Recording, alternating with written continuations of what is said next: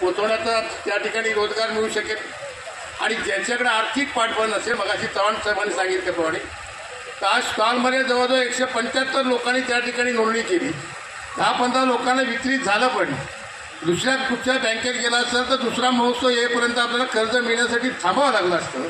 परंतु हा महोत्सव पूर्ण व्हायच्या आत त्यात शेतकऱ्याला तुम्ही चेक दिलात, खरोखरच तुम्हाला धन्यवाद दिले पाहिजे। अशा पद्धतीने एक रोजगाराला चांगलं माध्यम आपण निर्माण केला।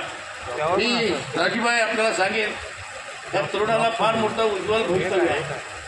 तुम्ही आम्ही जर पाठीशी राहिलो तर नक्की होईल, काय अडचण नाही। आणि त्या दृष्टीनं त्यांनी हा पुढाकार घ्यावा, कारण आज तरुणांसाठी कोणतेही काम करणारा माणूस पाहिजे। विकासाची कामं आम्ही सगळेच करत आलो, पण विकासाच्या कामापेक्षा कुटुंबाचा विकास, कुटुंबाच्या तरुणाचा विकास हा अत्यंत महत्त्वाचा विकास आहे।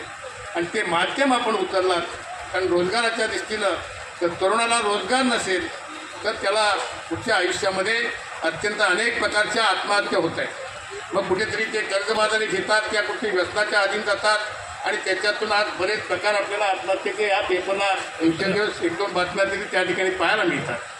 परंतु आपण हा जर रोजगार दिला तर अनायसे तरुण त्या व्यसनापासून बाजूला जाईल।